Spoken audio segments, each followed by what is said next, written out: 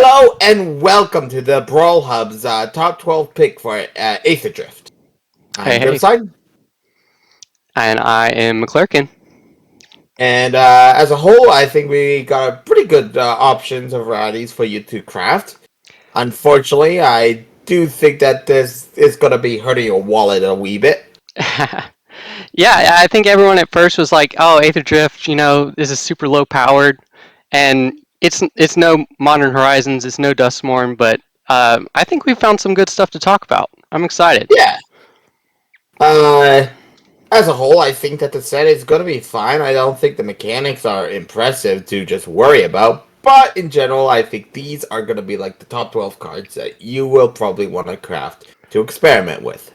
Yep, let's get into it. And I think, though, we'll start with our honorable mention. The only thing that's uncommon or below, and only because of the way Wizards change special guest cards, Galvanic Blast. It's Wizards and their infinite generosity, right? Indeed. And for those who don't know about Galvanic Blast, it is a 1 red instant spell from Scars of Mirrodin. It had deal 2 damage to target creature or player, so which is now any target. But it had as an upside, if you had Metalcraft, which is having 3 or more artifacts on the battlefield, it would deal 4 damage instead. Now, as a whole, this card is pretty strong. Having a 1-drop 4 damage can make a lot of impact overall. But unfortunately, it's one of those artifact madness cards, which for Brawl, there's not a lot of those types of decks that are popular. Yep. But if you are running one of those decks, Lightning Bolt is a good card, right? Well, maybe. I mean, one of the more popular ones is Emery, and I doubt she can use it. Probably not casting Galvanic Blast, but No, Brea? no. Brea might, but that's only if we see her get more play due to all this artifact support. So maybe time will tell. Yeah. Okay, that was an honorable mention. Again, that's an uncommon craft. Thank you, Wizards. Now let's get into the top 12. We're going to start at number 12. It is an Azorius card, Riptide Gearhulk. So it's part of the Gearhulk cycle from this set. And it is a 5-drop. It's a 2/5 with double strike and prowess. So that's already decent, right? And then when it ETBs, you get that Teferi minus effect, the big Teferi where you put any non-land permanent into their opponent's library, third from the top, which is pretty strong. And this is a great flicker target. I think it's just going to go pretty hard in decks like Yorion or anything that's running that flicker effect. I think even if you just use the effect once, it's still decent enough to run. Card that would be pretty popular compared to it is Torrential Gearhulk, which I believe costs 1 more mana, but allows you to cast any instant sorceries for free from your graveyard at flash. Yep. But Riptide Gearhulk may not have the flexibility, but what it does have is a way to just end the game for you. 2/5 is not bad stats for a double striking creature, and the fact that it also has prowess means you can just cast spells to make it grow bigger. Yep. Which in some situations can literally lead to it living or dying from a single damage. And all you have to do is negate a thing to let it live. Yep. And think about this with like Soul Herder on the battlefield. Oh yeah, just doing it each turn just to exile something will probably win you the game, if not tilt your opponent. Yeah, it's really good. But moving on, we've got our first Planeswalker, Chandra, Spark Hunter.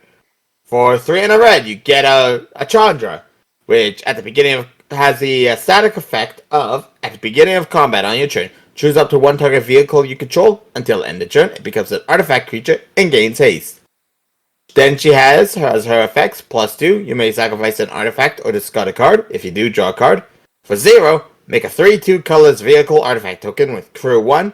And at -7, you get an emblem with whenever an artifact you control enters, this emblem deals 3 damage to any target. Now, Chandra is a really slept on card, I feel, in general. Like, a lot of people think that she's gonna probably be one of those drank chaffs, all that thing. But just by having a card that discards a card to draw a card can really ignite a lot of effects. There's like a few graveyard matter decks like Swee and Slimefoot that works with it. She can make any vehicle animated, which can include things like Part Helion 2, Sky Console, Sky Ship, or even like the Weatherlight Complete, which was very useful in deck Sacrifice Matters decks. And that emblem, the moment you get that emblem, she basically has as her 0 bolt something. Yep. Yeah, I think she looks fun. I think time would tell how strong she is, but I'm really hoping to pick one up and see how it goes.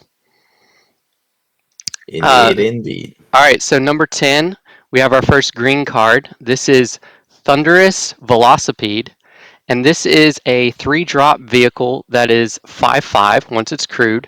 It does have crew 3 as its requirement, but it's a 5/5 with trample, and then any other creature that ETBs, it gets at least 1/1/1 counter for you. And if that creature is mana value 4 or greater, then it will get 3/1/1 counters.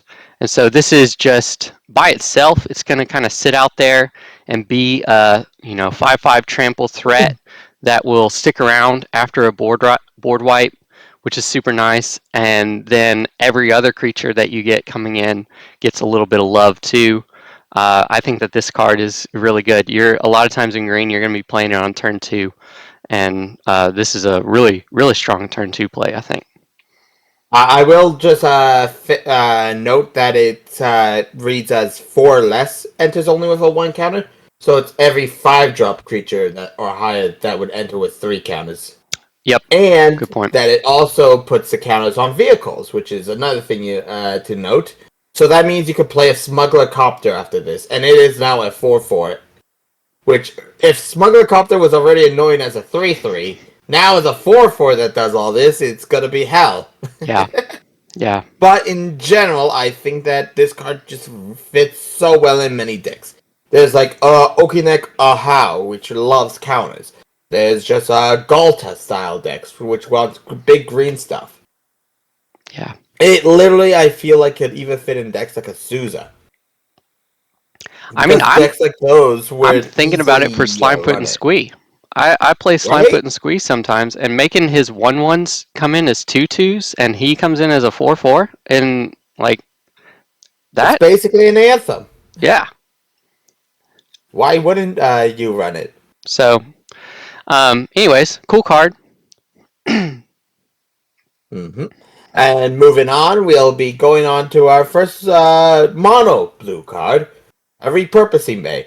For 2 and a blue, you get an artifact that has tapped 2 mana. It's to sacrifice another artifact to search your library for an artifact card with mana value equal to 1 plus it. So it's a birthing pod effect for artifacts. And then you put it on the battlefield. Only at sorcery speed, but the downside is you're paying 2 mana to get anything. Any artifact with 1 mana value higher. But the upside way passes it. One of the most popular cards right now for Artifact Metas deck is Solemn Simulacrum. And this just really gets that set up. So you get the Solemn Simulacrum. Next turn you play a 3-drop artifact. It triggers, makes you a golem. You sacrifice that 3-drop artifact. You get something like a Panharmonica or the One Ring. And then you trigger it again. Yeah. Then there's like cards like the Exodus. There was another card that came out in Outlaws where every time you sacrifice a card, you could pay 2 mana to make a token copy of it at the end of the turn. So this lets you fill those cards up. So you sacrifice something, you pay the mana, you get more stuff at the end of the turn, you get the thing you sacrifice back. Yeah. Yeah. It's definitely cool. I think it plays well with Affinity. You like cheating in something big, and then you get to just go crazy whenever you're throwing, Portal to Phyrexia's out on the battlefield for 2 mana.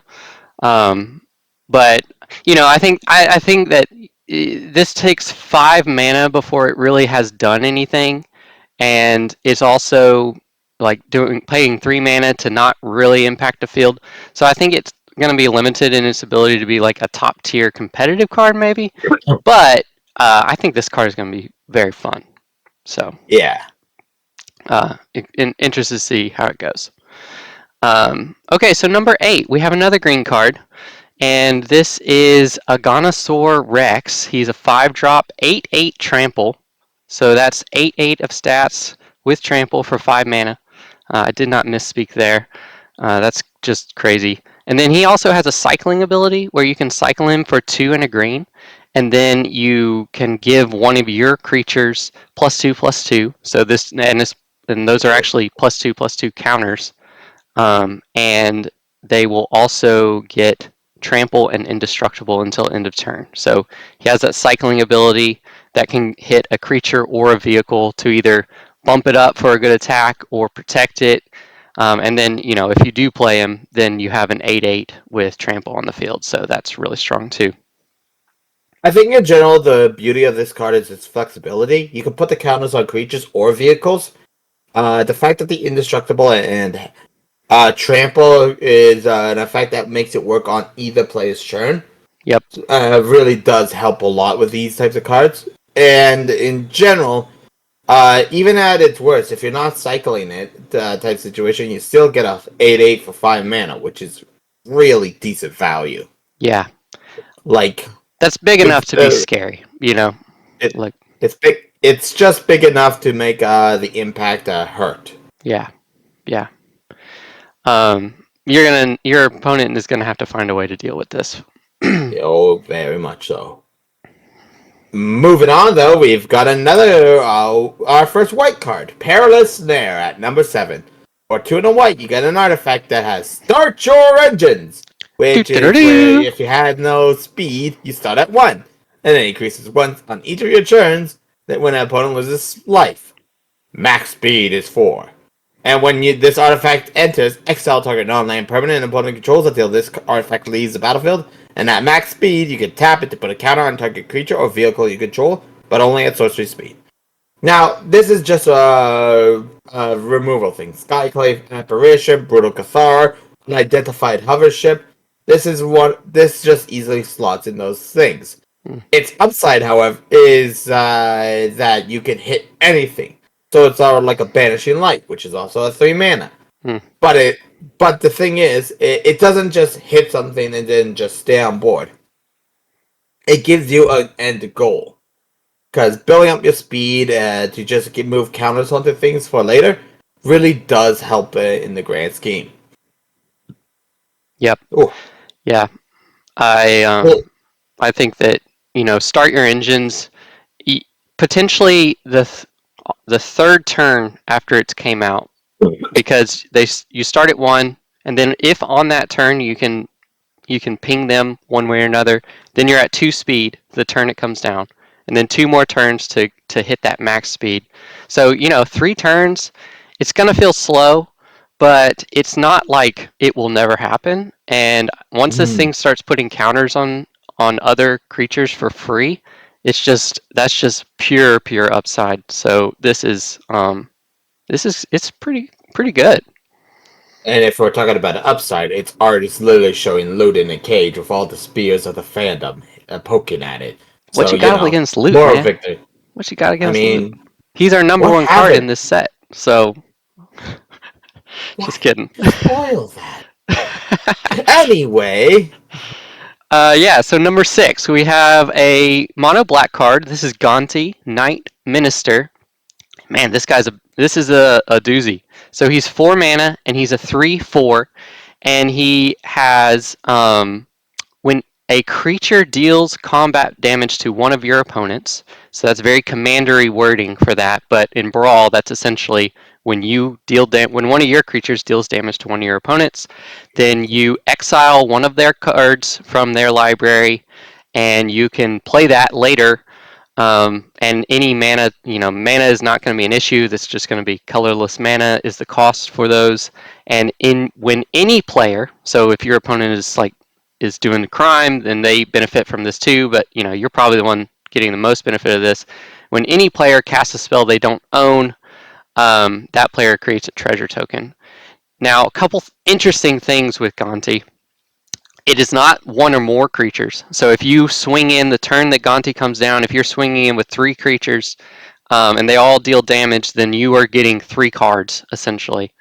And then you can play those cards even after Gonti leaves the field, the way that it's worded. So, and you and I, we were talking before we started recording. It includes lands too. So, I mean, what am I missing on this card? I just feel like this is doing so much.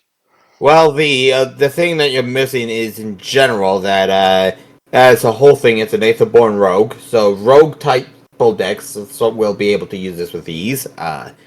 It allows you to cast spells that you take without paying mana of any color, which really does make a difference because there are sometimes spells that you want to cast but you don't have the mana for it. Well, this guy just says F that. Now you can cast this ultimatum spell for just 7 colorless mana of your choice. Oh gosh, yeah.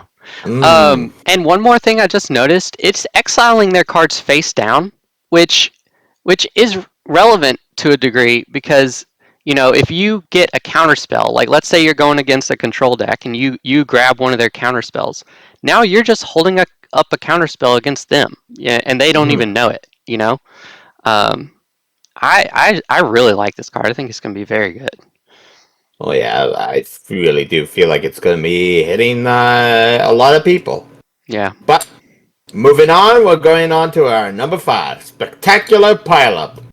For 3 and double white, you get a sorcery that makes all creatures and vehicles lose indestructible till end of turn, then destroy all creatures and vehicles. So, and cycling 2, discard to draw a card. Now, board wipes are a fan favorite of control players, They love the idea of just saying, that's a pretty board. Oops. Bye. And moving on with their life as they don't have to worry about that silly board. But in general, this card is really powerful just because of the fact that it removes indestructible. A lot of people, when complaining nowadays that most field wipes that are introduced don't hit things like Tajik because he has indestructible. So there's going, oh, I need to run Sunfall and Farewells. They have Exile, so they all hit those. And this it does better than Sunfall in the fact that it hits more than just creatures. It hits vehicles, which can sometimes be the difference between life and death. Is that one smuggler copter you had to leave on the board? Oh yeah, 100%. Cycling, great in the control matchup. This is not a board wipe that's just going to sit in your hand. I think this will be a board wipe that sees a lot of play. Okay, so number 4. If you're familiar with Brawl as a format, then this one won't surprise you. This is just the last 5 of the Verge land cycle. So there's 5 of them that were released. What was the set they were released in? Duskmourn. Okay, and then we're getting the last 5. And they're very good in Brawl. They are probably stronger than check lands if they have the effect that they come in untapped all the time, and they will always tap for 1 color of mana. And then if you have a land on your board that is one of the basic land types of the Verge, so like let's say you're dealing with a Boros Verge land, if you have a Plains or Mountain, so pretty easy to satisfy that with surveils and shock lands and fetch lands, then your Verge taps for both. And so just really good, and they'll go in pretty much any deck that will take them. It's really not that much hard to explain why Verge lands are good for people to build around. They slot into decks easily, they don't enter tap, so they outpace check lands. The fact of the matter is, sometimes you only need it for the 1 color mana anyway, and you could just use a fetch land later to get you the different colors. Mm-hmm. And then it also still allows you to work with surveil lands, as you said, and shocks. Yep. But in general, it's just, especially for decks like Boros or, let's see, I believe it's Izzet lands too, is in there, and all that. Basically, those lands allow the enemy colored decks to now have a easier setup overall compared to previous seasons. Yeah. I mean, these are must craft. You will not regret crafting them for sure. Oh yeah. Speaking of what some might think of as a must craft, at number 3 we've got Ketchamos, the New Dawn. Here we For go. one, a black and a white, you get the legendary creature God. With Menace, Lifelink, Indestructible. Well, it can't attack or block unless there are 7 or more cards in exile. But whenever one or more cards are put in exile for graveyards or on the battlefield during your turn, you draw a card and lose a life. Now, a lot of people think that this card would be hard to set up because exiling 7 cards doesn't feel like it's easy. But then you think about the popular cards, like there's Treasure Cruise, there's Dig Through Time, there's flashback spells like Faithless Looting, there's Snapcaster is pretty popular in general, and then you think about ways to exile, like Fragment Reality, Path to Exile, Swords Plowshare. You've got several ways to just answer things that is just exiling, so it's almost going to be easy to get active. And then afterwards, you got a 4/4 Menace Lifelink that doesn't die. That alone is like crazy good for Orzhov decks. Yep. Yep. I think he's going to play super well in the 99, and I think he's also going to be a strong commander by himself. A blink effect on your turn, you're drawing cards. So it's not even like it has to go into exile and stay in exile forever. It's just any type a battle flipping or one of those flip walkers flipping. You're just drawing cards when all of these things that just kind of naturally happen during the course of a Magic game. Um, it turns your white base removal into remove something and draw a card. So he's very good.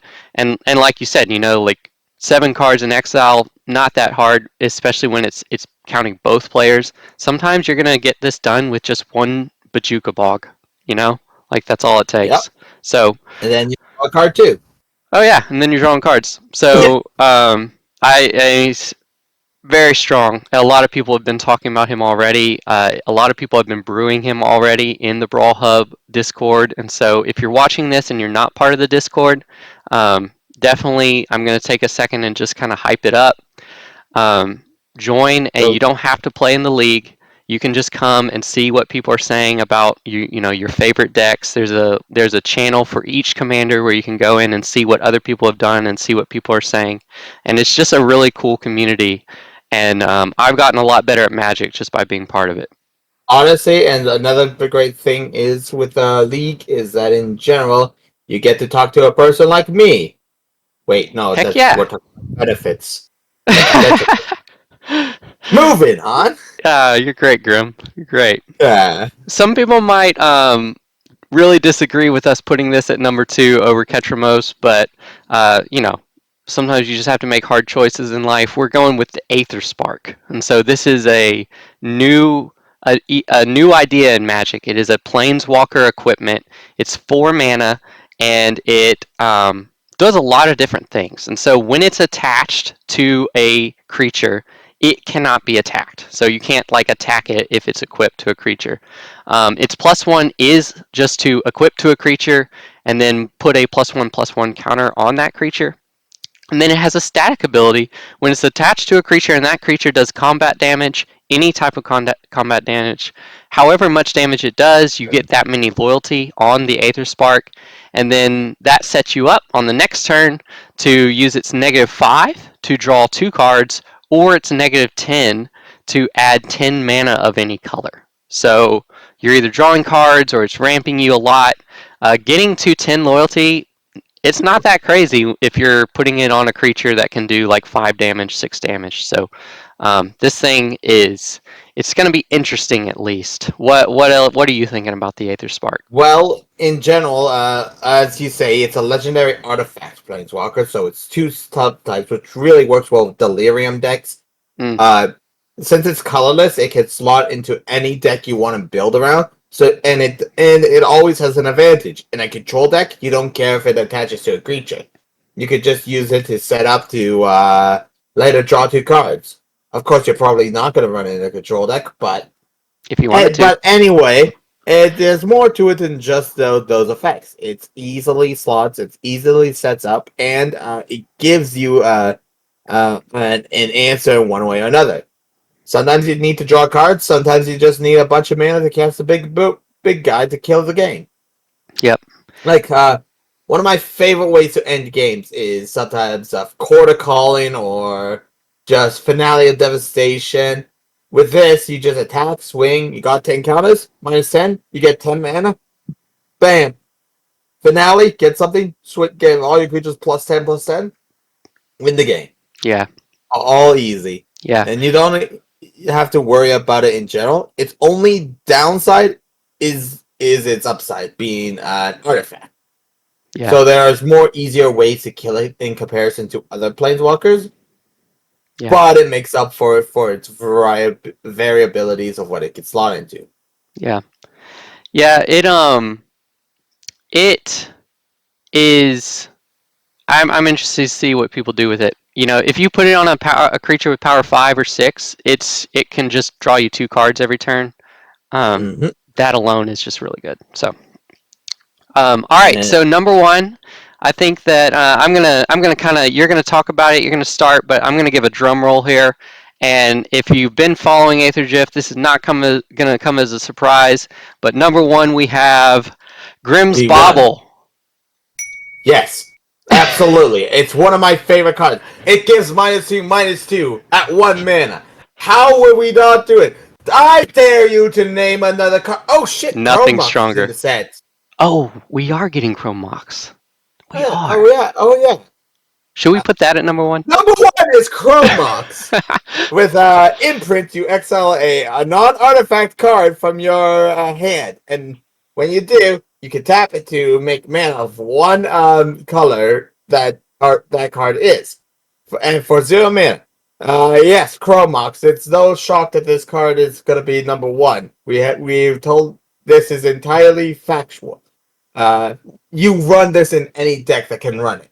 There is literally no downside to running Chromox in your deck. There's only upsides. There's arguments to ban this card because of how powerful it is. It is already banned in Historic before the set is released. Yeah. What can you say? Some people say it replaces a land. Some people say it guarantees a 2-drop turn 1. It can make a 4-drop for black decks with Dark Ritual. Yeah, we're not One going of to my talk about that. favorite ideas is Liliana the Veil. Just turn 1 Lily can be even more possible with stuff like this. Yeah. Yeah. It's very strong. I mean, I think that there are some things to think about. It's not a great top deck like late in the game, but I think it makes up for that in its explosiveness early. Um, and it will be interesting to see if it gets banned in League or not. Um, I think it goes great in like low cost commanders, especially if they can generate card advantage. Like this thing in Tamio is just going to be a house, and I'm even Exile a thinking blue like card. Lazav.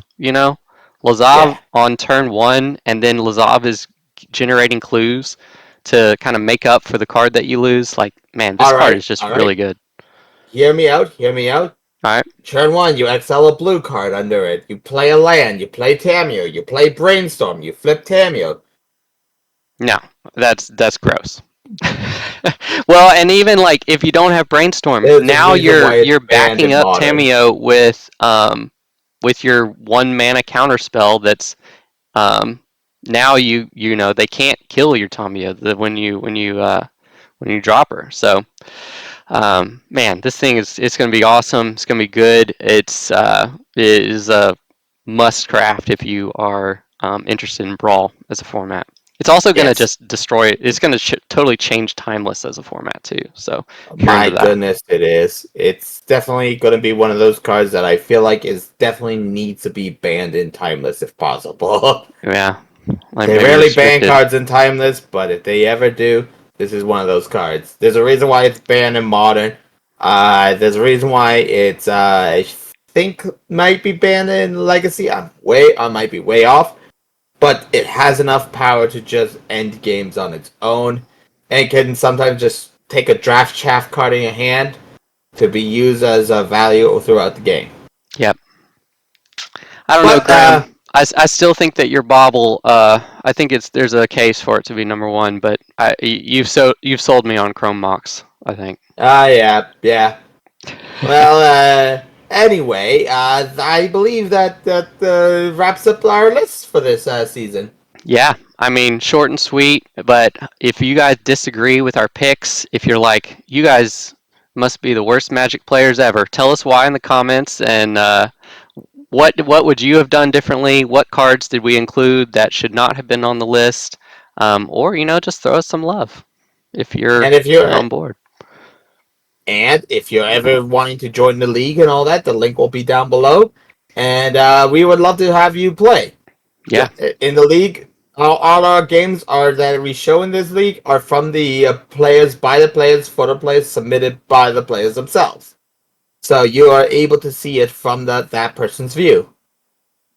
And in general, I think that the best part is you're going to be able to go become famous outside of this if you want. Surely. heck yeah, man. It's first stop Brawl League, next stop Pro Tour, right? Soon, the merchandising. All right. Until next time, this has been Grimstein. And this is McClurkin. And we hope you have a wonderful day.